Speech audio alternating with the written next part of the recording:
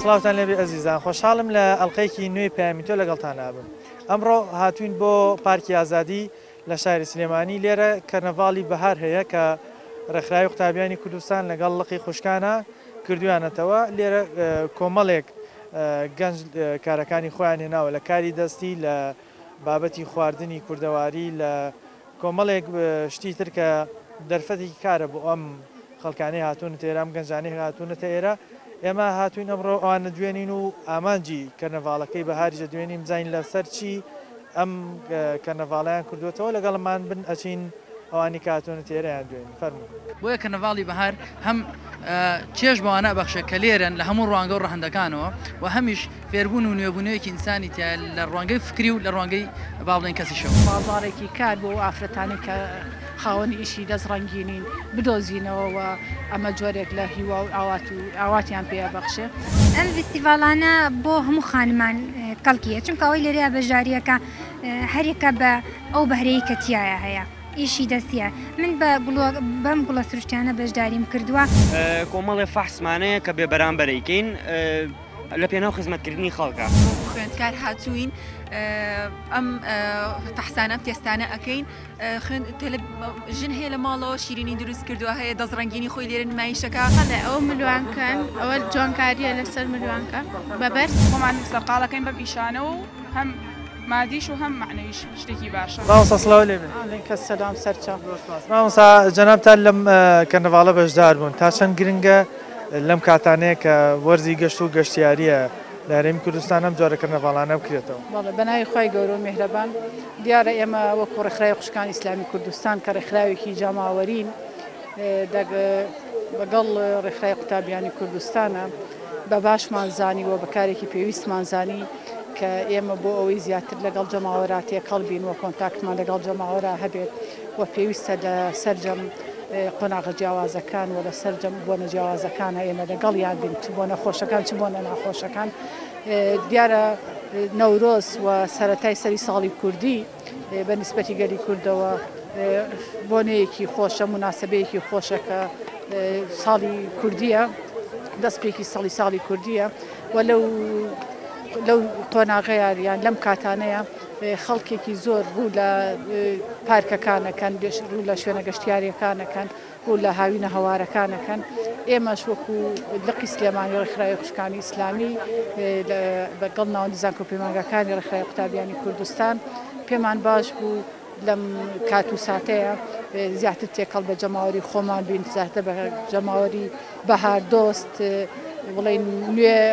سەرەتای ساڵێکی نوێیە، بۆیە پێویستە بە نوێگەری ئێمەش لەگەڵیانە تێکەڵ بین. بۆیە بە پێویستمان زانی یەکەم لەم سەرەتای ساڵایە کە پۆشینی جلوبەرگی کوردی یەکێکە لە نەریتە باوەکان و ئەو خشلوانی کە ئیشی دەستڕەنگینی ئافرەتانی کووردە ئێمە بایەخی پێ بدەین. ئەمە لە چەند ڕوویەکەوە هەم دەڕوویەوەی کە بازارێکی کار بۆ ئافرەتانی کە خاوەنی ئیشی دەستڕەنگینین بدۆزینەوە و ئەمە جۆرێک لە هیوا و ئاواتیان پێ بەخشێ. پاشان ئەو خەڵکانە شەر سوودمەند دەبن لە جیاتیەوەی کە چنە بازارەکان دێن لێرە پێداویستیەکانی خۆیان دابینەکەن. ئەم جۆرانە ئەم جۆرە کارانە و ئەم جۆنە بۆنانە ئەتوانێت تێکەڵیەکی زیاتر و نزیکبوونەوەیەکی زیاتر دروست بکات لە بینەوە. خانمان بە پێوی بە ژمارەی زۆری خانم هاتۆتە ئێرە، تا چەند کەرنەڤاڵەکان پێخۆشە، تا چەند دەستخۆشتان لێکن کە بزانی ئیستیجابەیان چییە بۆ کەرنەڤاڵەکەی؟ لە ڕاستیە زۆربەی خانمان دەستخۆشێکی زۆریان لێکردەوە، زۆربیان بە دڵێکی خۆشەوە بەشداریان کردووە، چ ئەو خانمانەی کە خاوەنی کاری دەستڕەنگینین، چ ئەو خانمانەی کە خواردنی کوردەواریان دروست کردووە، چ وەکو بەشداربووانیش کە یەکەم ئەلێرەیە کە هەموو کۆ بنەوە جۆرێک لە نوێبوونەوە و زیندووبوونەوەی دابوونەریتی ڕەسەنی کوردەواریە بینی کە ئەمە جۆرێکە لەوەی کە شادێک بەدڵی ئەو خانمانە بەخشێ بە تایبەت ئێمە کە لە هەموو ساڵێکی بەهار کە تێگەڕینەوە بۆ 30 ساڵ لەمە پێش پڕ بوو لە ئازار و ناسۆر و ناڕەحەتی بۆ گەلی کورد ئەمڕۆ ئێمە سێرەکەین گەلی کورد دەگەڵ هەموو ئەو ناڕەحەتیانی کە بەسەری هاتووە بە شێوەیەک ئومێد و هیوا ئەژی و دێت خواست و ویست و ئارەزوەکانی لەگەڵ ئەو بەهارە جوانەدا تێکەڵەکات گەنجی دەستڕنگین و باشمان هەیە کە لێرە مەودایشیان بۆ ڕەخسێنین بۆی بتوان ئەو بەرهەمانەی هەیە نەکاری لەسەرەکەن لێرە عەرزی بکەن و هەم سوودێک و فکرێکی ئابووری شەوێ بۆ خۆیان ئەمە ئەوەیە گەنەگەر خۆت نتوانین پێش بە حکوومەتی بەسی تۆ ئەتوانی پیشەیە کە هەبێ کارێکی دەستڕنگینێ بێ بتوانی ژیانی خۆتی پێبەڕێ بکەیت. هیوادارم لەم جۆرە کەرنەڤاڵانە زیاتر بکرێت و زیاتر خانمان بەشداری بکەن بەهرە و توانەکانیان پیشان بن لەم جۆرە کەرنەڤاڵانە. هەنێ خانم هەیە دایمە لە ماڵەوەیە بە حکم ئێستا تاعینات و شت نییە بەڵام لە شوێنێکی ئاوا کاکرێتەوە زۆر باشە بۆ خانمان. ئەوە زۆر سەرنجڕاکێشە کە ئافرەتانی ئێمە توانیویانە چۆنەڵی جێدەستی خۆیان دیاریکەن کە ئیشی دەستیان کردووە لە خواردنیش خواردنی زۆر خۆش کوتەواری تر شتەکان کە دروست کرا بۆ میجی سەرنج. سڵاو لێوەش تەرچاو. شتەکانت چین تۆ لە کەرنەڤاڵەکە هێناوتن بۆ ئێرە؟ بەڵێ من بەشداریم کردووە لە کەرنەڤاڵی فیستیڤاڵی بەهار بە گوڵی سروشتی نمایشتی گوڵی سروشتی. ئەمانە ئەم گوڵانە ئێرە بۆ خۆت بەرهەم هێناون یاخود لە شوێنی کەی کڕیتەوە لێرەی فرۆشت؟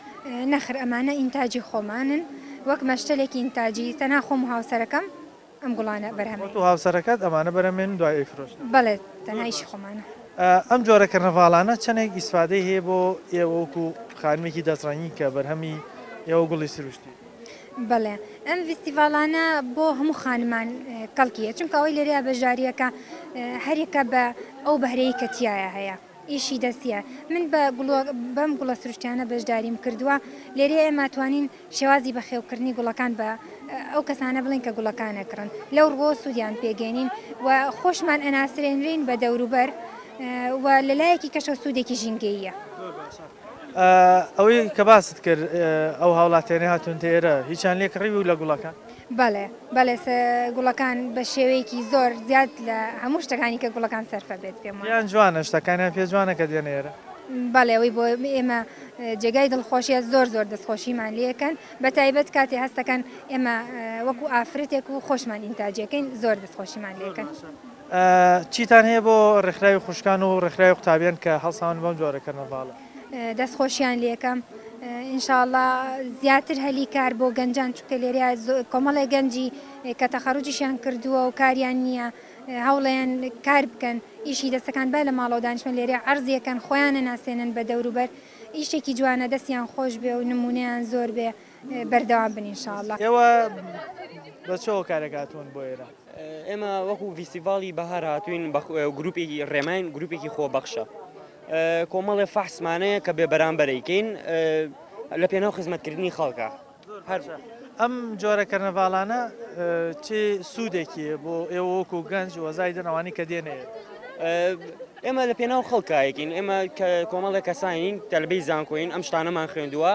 یین وەکو ئیشێک بۆ خۆمان و یارمەتێکیش بۆ خەڵک بێ بەرامبەر ئەمی شاکەین. لە چ کۆلێژەکەن لە زانکۆجی زانست بایۆلۆجی خوێندکارانی ئەوین. زۆر باشە لێرە چی ئەەکەن بۆ خەڵکەوانی کە دێنە ئێرە ئێوە چیامۆ؟ فەحسی خوێنەکەین بڵۆک تایپەکەین شەکری خوێنەکەین پەستانی خوێنی ژەکەین ئەمانە بێ بەرامبەرە بۆ هەموو هاوڵاتیەک لەگەڵ چەند ڕێمایەکی پزیشکی ژەر دەربارەی ئیشەکان شتەکان بێ بەرامبەرەکەن وایە؟ ئەمی بێ بەرامبەرە. زۆر سپاس. تۆ وەکو خانم ئەم جۆرە کەرنەڤاڵانە بۆ خانمان تا چەند گرنگ؟ زۆر ئیسفادەی هەیە ئێستا ئەبینی نەک لێرە ئێستا کە ئێمە وەکو خوێندکار هاتووین ئەم تەحسانە تێستانە ئەەکەین ژن هەیە لە ماڵەوە شیرینی دروست کردووە هەیە دەزڕنگینی خۆی لێرە نمایشەکە ئەوان ئیسفادی هەیە هەم پارێکی دەستەکەی هەم لە ماڵی شۆ بەتاڵ دانیشتۆ لەوانەیە بەخۆی خۆی پێوە مەشغوڵەکە زۆر باشە. ئەو خەڵکانی کە دێنە ئێرە هەستەکەی پیان خۆشە ئەم جۆرە کەرنەڤاڵە کراوە؟ بەدڵنیا زۆر پێ خۆشە. من چوم دوایی گەڕام بۆ خواردنەکان هەنێژن هەبوو ئەو ئێستا شیرینیمان دروست کردو زۆرمان پێ خۆشە کە تۆ لێ خۆی زانین شیرینەکەمان چۆنەی تاقی کەرەوە. ئەو شوێنە لەکوێ بامیش بچم تاقیکەمەوە؟ وەڵا ئالویایە ژنێک بوو شیرینی زۆری داناوە.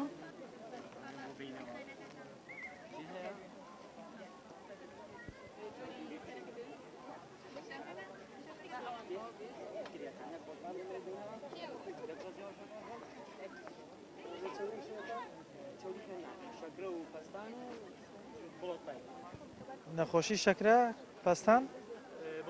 ینی جۆری گروپی خوێنەکە ئێستاەوە بەڵێ جگە لە ڕێنمایەکان ئێستاەوە فەحسەی بۆ منەکرێ نەخۆشی شەکرێ وایە واتار کەسێک ئێستا بیەوێ سبەی نێتوانێت سەردان بکەن باشە سواز بەخوا شەکرەکەم باشە نەوتویەکە بۆیە کەرنەڤاڵی بەهار هەم چێژ بەوانە بەخشە کە لێرن لە هەموو ڕوانگە و ڕەهندەکانەوە و هەمیش فێربوون و نوێبوونەوەیکی ئینسانی تیا لە ڕوانگەی فکری و لە ڕوانگەی باڵێن کەسیشەوە بازارێکی کار بۆ ئافرەتانی کە خاوەنی ئیشی دەستڕەنگینین بدۆزینەوە و ئەمە جۆرێک لە هیوا و ئاواتیان پێ بەخشێ ئەم فستیڤالانە بۆ هەموو خانمان کەڵکیە چونکە ئەوەی لێرەیە بەژاریەکە هەرێکە بە ئەو بەهرەیە کە تایە هەیە ئیشی دەستیە من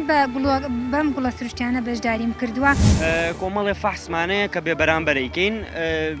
لە پێناو خزمەتکردنی خەڵکە خوێندکار هاتوین ئەم تەحسانە تێستانە ئەەکەین ژن هەیە لە ماڵەوە شیرینی دروست کردووە هەیە دەزڕەنگینی خۆی لێرە نمایشەکە ئەو ملوانکەن ئەوە جوانکاریە لەسەر ملوانکە بەبەر خۆمان سەرقاڵەکەین بە پیشانە و هەم مادیش و هەم معنەویش شتێکی باشە وەکو چی بەشداریت کردووە هەروەکو خانم هاتووی سەردان کردو یاخود قوتابی تواتی بۆی شتەکان ێرە وەڵام منەکو قوتابیەک بەشداریم کردووە ئیتر حەزم کرد لەگەڵ هاوڕەکانم بین و ئەو بەشداری ئەم پێشانگایە بکەین و شتەکانیان ببینین و هەموو ئیشی دەست لە چه قۆناغی خوێندنی بۆچی هاتووی بۆ ئێرە بەڵێ من قوتابی بەشی پزیشکی ددان قۆناغی دۆم لە زانکۆی سلێمانی و لەگەڵ هاوڕەکانم ئەمڕۆ هاتووین سەردانیان پێشانگایە بکەین و شتەکانیان ببینین پێشانگاکەت پێ چۆنە بەعام ئەوانێ بین لێرە کۆمەڵی خانمی دەستڕەنگین هاتوون ئیشەکانیان لە نزیکەوە بینی ئیشەکان ئێرت پێ جۆنە ئەم چۆرەکەن ڕڤاڵانە تا چەند گرنگە بۆ خانمان بەڵێ بەتاکیت ئەم پێشانگایانە ینی ئیشی دەستی ئەو خانمانەیەکەوە دەستڕەنگینن و ئیشەکانی خۆیان لێرە پیشانەیەن و ئێمەش ینی وەکوکانی کەسوکاری خۆمانی تایە کە ئەو ئیشە ئەکەن و ئێمەش هاتوین چۆن لە وەکو پشگیریەک پشگیریان بکەین و ئیشەکانیان ببینین شتەکان ئێرت پێ جوانە ینی ئەو شتانەیە بین کە بەرهەمی خانمانی کوردن بەڵێ بەتاکید ئیشەکانیان هەمی جوانن و هەمووی شایانی ئەوەن کەوا پێشانگای ئەوها بکرێتەوە و شتەکانیان چۆن ئەڵێیت ببینرێ خاتون سڵاو لێبێ سەلام سەرچاوە خێربێن لە کێوە هاتووی بەشداری ئەم فەر لە هەڵەبجەی شەیدەوە چی و چی تێ بەرنامەکان چین شتەکانم هێلەکە گوڵی ئەم گوڵە خۆمان دروستمان کردو بە شلیلە هێلک کۆڵەوانە ئەم شتانەیش تریش وەکو دەست زۆربیان بۆ بابەتی بەهار و نەورۆز جولبەری کوردی بەڵێ ئەمانە نەورۆز و بۆ پێش نەورۆز ئەبێ هینیکەین کۆڵەوانەکان هێلەکان ئیترەوە شتی ماڵە خەڵک ئەو خانمانە دێنێرە تا چەند کارەکان ئێوەیان بەلاوە گرنگ و جوان شتەکانیان پێ جوانە بەڵێ ئەم جۆرە کەرنەڤاڵانە بۆ ئێوەی خانمی دەزڕەنگین تا چەند گرنگە کە بە بەردەوامی هەبێت شتێکی زۆر زۆر باشە دەستان خۆش بێ ئێمە وەکو خانم لە ماڵەوە ئێستا وەکو ژنی ماڵەوەدا ئەنیشی لە ماڵەوە هیچ ئیشێ نییە بیکەین بەڵام خۆمان سەرقاڵەکەین بەم ئیشانەوە و هەم مادیش و هەم معنەویش شتێکی باشە وەکو چی هاتوون بێرە قوتابین یا خۆت مامۆستان یا خۆشی خوێندکارین چه قۆناغێکی قۆناغی دوی پەیمانگان سەرکەوتوبی ئەم جۆرە پێشانگایانە بۆ خانمان و گەنجان بەعام چۆنە بەلاتانە وڵا کارێکی زۆر باشە هەم توانای دەرخستنی گەنجەکان و خۆش لە کاتەکەی خۆشە جەوەکەی توانای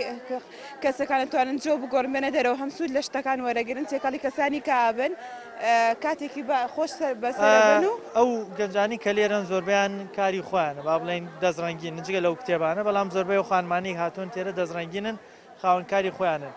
ئەمە چ پەیامێکی تایە بۆ ئێوەی قوتابی کە دوای زانکۆ بتوانن ئێوەش بنە خاوەنکاری خۆت ئەوە گەنێکە گەنجی کورد کەسانێکن کە ئەوەنێک کە چەندها پیاوان بمان ئەتوانن کاری خۆیان هەبێ ئەتوانن کار بکەن ئەتوانن پشت بە خۆیان ببەستن ئەوەنێک کە بڵێ کە دوای خوێنکەوە بە وڵاتەکان وڵاتی قەزاقە لە دوای خوێندن ئەگەر ئەمە ئەوەی گەنەگەر خوێن نتوانین پشت بە حکوومەتی بەسی تۆ ئەتوانی پیشەیەکت هەبێ کارێکی دەستڕەنگینە بێ بتوانی ژیانی خۆتی پێبەڕێ بکەیت کاتانە ئەتوانی دروستکەی بۆ خۆ دەزڕەنگین لەم جۆرە پێشانگەیانە نمایشی بەڵێ بەڵێ توانی ئەم پێشنگان دەستخۆشی لە ڕێکخراوی خوشکان و قوتابیانەکەین کارێکی زۆر جوانیان کردو بۆ تۆ دەرخستنی توانای ئەم گەنجانە وی بەردامیان بۆ دەخوازیین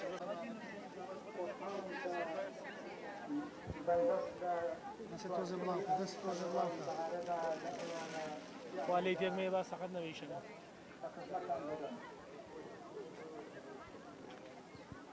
بهارو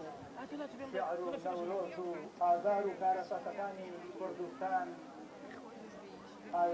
خاتون سلااو لێبێ بژی سپاس دەکەم چییەکە ئەم شتانە چی هێناوتم ئیشکردنە لەسەر بەرد تەنها نووسین یاخۆ دوێنش لەسەر وێنە شەکەین و بەڵێ نووسینی شەکەین ئەمانی کە لێرەن هەمووی بەرهەمی خۆتن بەرهەمی خۆم و خوشکەکانیشم ئەمانەی تر چی ئەمانەی تر شتی تری پێوەیە بەڵێ ئەوە ملوانکەن ئەوە جوانکاریە لەسەر ملوانکە بە بەرد و ناویشە نووسین بۆ ئێستا ئەو بەردەی بەدەستەوەەوە چی لێ بەڵێ ئەوەی بەڕێزی داوای کرد و بۆی ئەنووسم ناوە ئەو جۆرە قەڵەمانە بەکارێنن دوایی لە بەردەکە لێ نابێتەوە نووسینەکە یان بمێنێتەوە بۆ یەک هەیە کە هی تایبەت بە بەردوشتا کە ئەو نووسینە ئەنووسین لێ ئێن دوای ئەوە وشک بێتەوە هیچی لێ نایێت ئەم جۆرە پێشانگە و کەرنەڤاڵانە تا چەند بۆ ئێوە گرنگە وەکو دەزرەنگینەکان بەڵێ وەڵا زۆر باشە و واکە زیاتر تواناکانمان دەرکەوە کەس هەیە بێت لێرە لێتان بکڕێت بەڵێ بەڵێ باشە زۆر باشە چیتان هەیە بۆ ڕێکخراوی قوتابیان و ڕێکخراوی خوشکان کە ئەڵەساون بە ئەم جۆرە کەرنەڤاڵە دەستخۆشیارەکەم هیوای بەردەوام بوونیان بۆ خوازم دەستخۆشیە فەرموخەری کارەکەت بوو ئەزیزان وەکوە بینن لێرە کۆمەڵێ خانووی دەزڕەنگین هەیە هەرێکان لە جۆرە بوارێکە لە دەزڕەنگینیەکە کارەکەن هەیانە خواردن و شیرینی دروست کردووە لێرە لەسەر بەرد کارەکە دەزڕەنگینەکە لەوە هەیان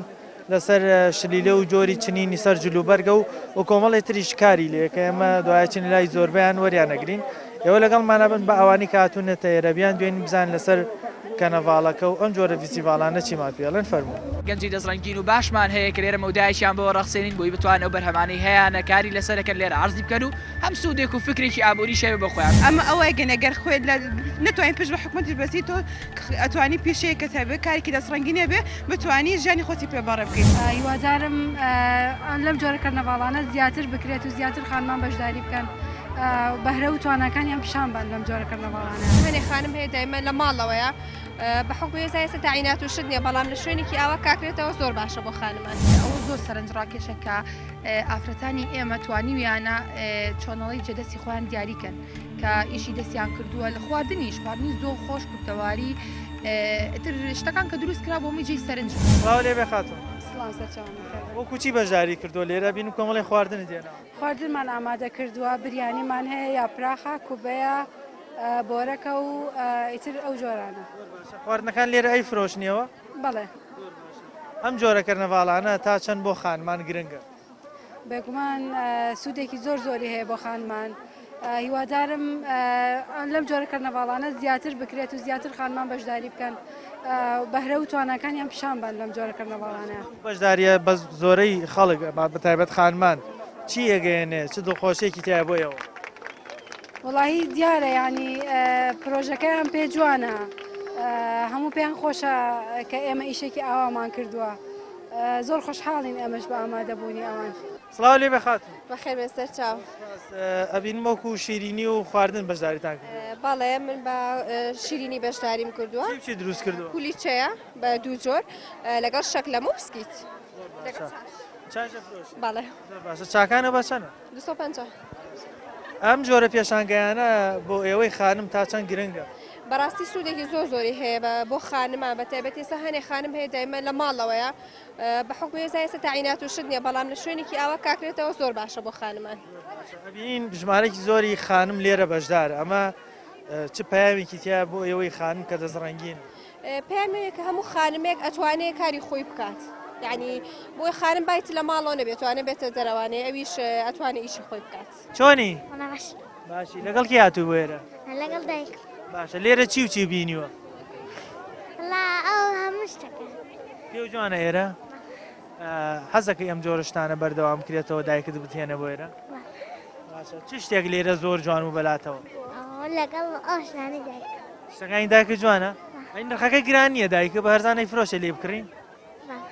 کاک ڕازگۆ سڵاوتان لێ سڵای خوا لێوەش وەکو ڕێکخراوی قوتابیان ئەم پێشانگایانە چ کاتێک ئەگەکەنەوە بۆی هاوڵاتیان و خانمان ئاگادارم کە چ کاتێکە بۆی بەشداری بکەن. برای خوا بەخێر بێن کەرنەڤاڵی بەهار کەرنەڤاڵێکی ساڵانەیە کە ئیمساڵ ساڵی دووهەمی بەڕێواچێ فکری کەرنەڤاڵەکە لە پێشوازیکردنە لە وەرزی بارەوەتە لە 2 ڕۆژ پێش وەرزی بارەوە بەڕێواچێ کە 19 و 20 هەموو ساڵەکە ئینشاءڵڵە. ئاماژتان لەم جۆرە کەرنەڤاڵانە چییە؟ بە پلی یەکەم ئامانجەوە کارخستنی هێزی گەنجانە کە ژمارەی گەنجی دەستڕەنگین و باشمان هەیە کە لێرە مەودایشیان بۆ ڕەخسێنین بۆی بتوان ئەو بەرهەمانەی هەیەە کاری لەسەرەکەن لێرە عرضی بکەن و هەم سوودێک و فکرێکی ئابووری شەوێ بە خۆیان. پلی دومیش بەرزکردنەوەی ئاسی ڕۆشنبیریە ئەوش لە ڕێگەی و سیمیناراتانی لێرە پێشکەشەکرێ و پلی سێمیش پێداری تەوعیە هەم لە بابی هونەریە لە ڕێگەی پێشانگای هونەری و کۆڕی شعریەوە کە ئینساڵی پارێزگای سلێمانی پارێزگای هەولێری شاعیرمان بەشدار بوون سوپاس بەخوا و لە ڕێی سیمیناراتی تایبەت بە طوبی و گروپە پزیشکیەکانە وەک لە دوام ڕادیارە کە ئەوانیش تەوعیەی طوبیەکەن و زانیاری پزیشکی پێشکەش بەشداربووانەکەن. وتت لێرە سیمیناریشمان هەبوو. بەڵێ سیمینارەکان لەسەر چی بوو؟ هەردوو ڕۆژەکە سیمیناری تیا سیمینارەکان لەلایەن ڕاهێنەرانی دەرونیەوە وتێنەوە تایبەت بە بنەماکانی سەرکەوتن و زۆریشیان لەژێر تایتڵی بەهار و لێبوونەوەیان کە باز زیاتر لە برەودان بەلایانی دەرونی و پتەوکردی کەسایەتی ئینسانەکان. کاک سەرۆر سڵاو لێ سڵاو لە تۆش بەڕێزم. ئێوە وەکو ستافی باڵایی ڕێخستنی ئەم کەرنەڤاڵانە ئاماژتان چییە لەکردنەوەی کەرنەڤاڵی ئاوا؟ بەڵێ خۆی لە چەند پاکێجێک خۆیەگرێتەوە ئامانجەکان ئەکرێ بە دوو ڕەهەندە ئامانجی هەبێ. یەکەم جیان ئەوەیە کە سەر لە نوێنی وبوونەوە لە بەهارە ڕۆداوە مرۆڤیژە بێت بیریکەوێتەوە کە خۆشی دیسانەوە بەناو بەرنامەکانی خۆی شابڕاتەوە بۆیە لە بەناو پاکێجەکانە کە ورد ئەبیتەوە ئەبینی هەمووی ئامانجی نوێبوونەوەی مرۆڤەگەیەنێت و سیمینارەکانیش ئەم ڕۆگەرگوێ لێبوو بێ سیمینار پێشکراوە لەسەر نوێبوونەوە لەسەر تاقە و توانای گەنج لەسەر هەوڵدانی نوێ بۆ ژیانێکی نوێ بۆ گۆڕانکاریەکی تازە و پاکێجی دومیان با بڵێن بەشی دومی کارەکە فکرەکە خۆی لەوە ئەگرێتەوە کە بۆ نمونە لەم کاتەیە لە سەرەتای بەهارە کۆمەڵێکی زۆر لە کەرنڤاڵی تر لە کۆبوونەوەی تر ڕێگە خرێکە هەم ئەخلاقی کۆمەڵایەتی هەم ئەخلاقی شخصی تاکی کورد بە ڕەهندێکی ترا ئەبات ئێمە بە ڕەچاوکردنی ئەو حاڵەتە پێمان تونێ بە خەڵک ئەڵێن کە نەچێتە جێگایەک کە زیانی هەم بۆ ئاینی خۆی هەبێ هەم بۆ کۆمەلگای خۆی هەبێ بۆ حلکردنی ئەو بابەتە هاتوین بەدیلێکمانداناوە کە ناومان ناوە کەرنڤاڵی بەهار بۆیە کەرنڤاڵی بەهار هەم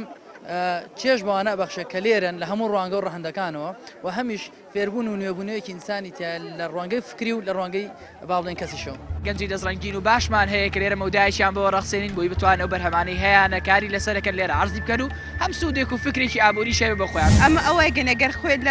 نتوانین پشت بە حکومەتی بەسی تۆ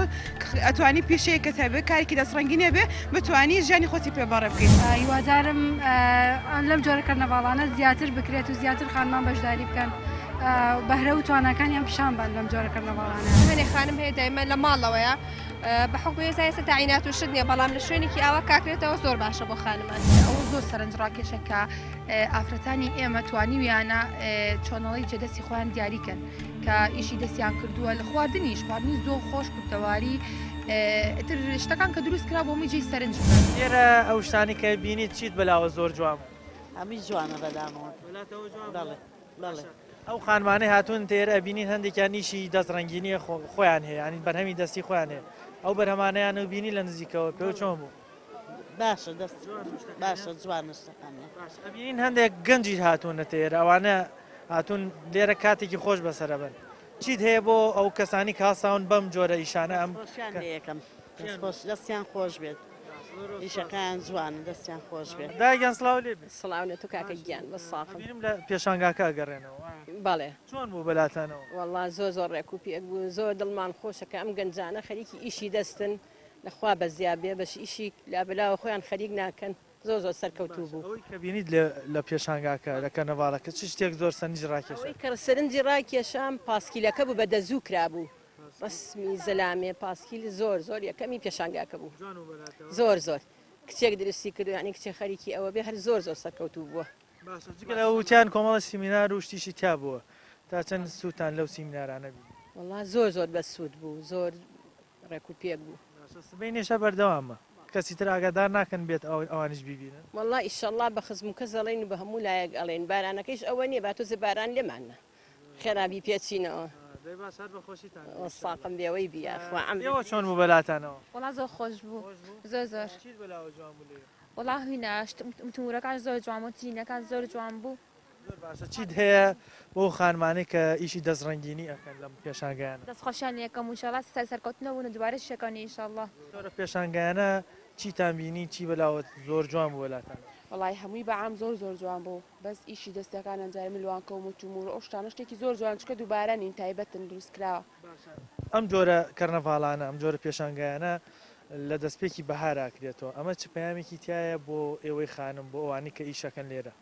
وەڵی خۆی زۆر سوودی هەیە لەم کاتیا چکە بە بەردەوامی هەموو کەس لە ئەوڵی بەهارە زیاتر شتەکە ڕێتر بە بۆنی چونە دەرەوە جلی کوردی و هەم بۆ ئەوانی ئیسپادەی هەیە بۆ کەسانی کە ئاشتی کڕن ئێوە ئەمڕاتنێرە چێشتان لە بینینی ئەو شتانە وەرگرتووە کە لێرە ئارەوڵا زۆر شتەکانیان زۆر جوانە زۆر جیاوازن نەکڕی وڵی تقریبان ئەوی مناڵی پێبارە بێشت کڕە خۆشمان متومور ئەم شتانە زۆر شتەکانیان جوانن تۆش سڵاو لێ زۆر سپاس سڵاو لە تۆشمە تۆ چی بەلاوە سەرنجڕاکێش و لە کەرنەڤاڵەکە وڵی پێش هەمووی یەکەمین شت ئەوە زۆر سەرنجڕاکێشەکە ئافرەتانی ئێمە توانیویانە چۆنەڵی جێدەستی خۆیان دیاریکەن کە ئیشی دەستیان کردووە لە خواردنیش خواردنی زۆر خۆش کوردەواری تر شتەکان کە دروست کرا بۆ میجێی سەرنج بوو بەڕاستی وەکوڵێ خانمانی ماڵەوە زۆر جاشتی دەزڕنگینیان هەیە بەڵام لەبەری شوێنێک نیێت یان نمایش بکەن ڕەنگە دەرنەکەون ئەم جۆرە پێشانگایانە بۆ جۆرە خانمانە تا چەند گرنگن وڵا زۆر گرنگە ئیشێکی زۆر باشیشە چونکە من خۆم چەند یعنی کەس ئەناسم ێستا خۆم دایکم شتانە ئەکات یعنی لە ماڵەوە ئیشی دەست ئەکات چنین ئەکا هەنێجار دوورمان ئەکا بەڵام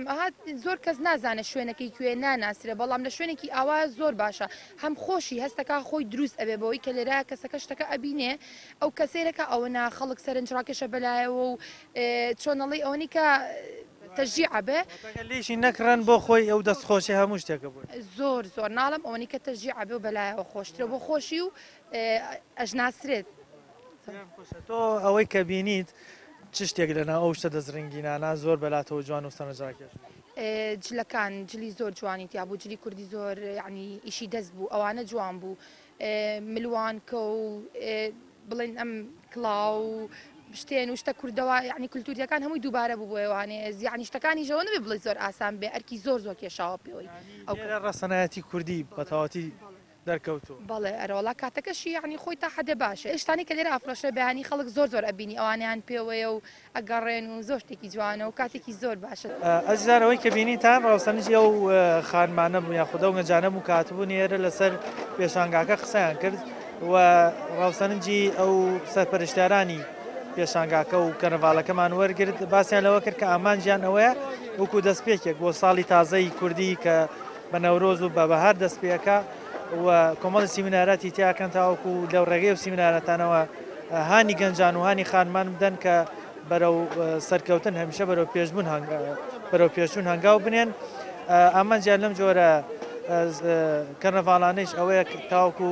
بێتە دەرفەتێک بۆ خانمانەی یاخود ئەو کەسانی کە کاری دەزڕنگینیەکەن یاخود بەرهەمیان هەیە لێرە بەرهەمەکانیان ساغ بکەنەوە بەشێکیان لێ فرۆشن و لێەوە قازان جوەرگرن پامی ئەم جارەمان پێشکەشکردن تا بەرنامەیەکی تر بەخوای گەورتان سپێرم خواتان لەگەڵ.